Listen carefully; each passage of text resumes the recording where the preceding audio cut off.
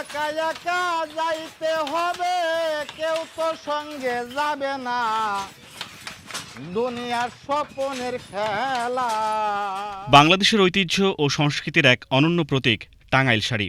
কিন্তু আধুনিক যন্ত্রনির্ভর উৎপাদন, বাজার সংকট এবং দক্ষ কারিগরের অভাবে চ্যালেঞ্জের মুখে দেশের তাঁত শিল্প, বিশেষ করে টাঙ্গাইল শাড়ি। টাঙ্গাইল শাড়ি ২৫০ বছর আগে গোড়াপত্তন টাঙ্গাইলে, তখন থেকে বিভিন্ন সময়ে এর দুর্যোগ গিয়েছে। কিন্তু এই বছর ২০১৯ সালের পর থেকে যে বর্তমান যে প্রেক্ষাপট, আর এটা উপরের দিকে যাচ্ছে না, ক্রমে নিচের দিকে যাচ্ছে। এমন বাস্তবতায় এই শিল্পকে টিকিয়ে রাখা এবং নতুন দক্ষ কারিগর তৈরির লক্ষ্যে রাজধানীর আগারগাঁওয়ে জাতীয় দক্ষতা উন্নয়ন কর্তৃপক্ষ NSDA কার্যালয়ে অনুষ্ঠিত হয় এক কর্মশালা। সেখানে টাঙ্গাইল শাড়ি শিল্পের কারিগরদের দক্ষতা মূল্যায়ন ও প্রশিক্ষণের কাঠামো চূড়ান্ত করা হয়। পাশাপাশি অংশীজনদের আলোচনায় উঠে আসে এই শিল্পের বর্তমান সংকট এবং সম্ভাবনার নানা দিক। একটা সার্ভিস সেন্টার আছে, সেখানে প্রায় ২০ কোটি টাকার ইনভেস্টমেন্ট, সেটাকে এমন একটা জায়গায় নিয়ে করা হয়েছে যেখানে আপনার লোকজনের চাহিদা নেই। আলোচনায় টাঙ্গাইলের বিদ্যমান তাঁত বোর্ডের প্রশিক্ষণ কেন্দ্রকে NSDA এর আওতাভুক্ত করা এবং টাঙ্গাইলেই বিশেষায়িত প্রশিক্ষণ কেন্দ্র গড়ে তোলার দাবি জানানো হয়। একই সঙ্গে প্রশিক্ষণ কারিকুলাম চূড়ান্ত হওয়ার পর NSDA এর অধিভুক্ত প্রতিষ্ঠানগুলোতে এ বিষয়ে প্রশিক্ষণ চালুর উপর গুরুত্ব আরোপ করেন বক্তারা।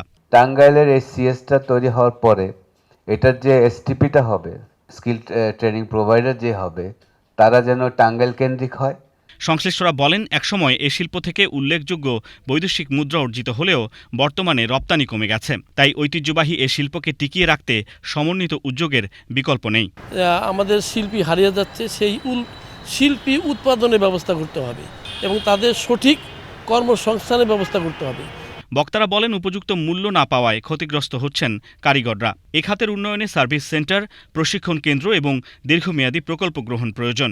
প্রত্যেকটা কান্ট্রির সাথে আমাদের সার্টিফিকেটের অ্যাকসেপ্টেন্সিটা এটা একটা এগ্রিমেন্টের আওতায় নিয়ে আসার জন্য আমরা একটা MRA কমিটি করছি, পররাষ্ট্র মন্ত্রণালয়, প্রবাস কল্যাণ মন্ত্রণালয় এবং NSDA এর নেতৃত্বে।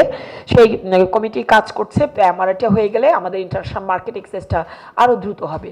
কর্মশালায় জানানো হয়, টাঙ্গাইল শাড়ির পাশাপাশি জামদানি ও মসলিনের মতো ঐতিহ্যবাহী শিল্পের দক্ষতা সংরক্ষণ, প্রশিক্ষণ সম্প্রসারণ এবং দেশ বিদেশের বাজারে অবস্থান আরও শক্তিশালী করতে কাজ করছে সরকার।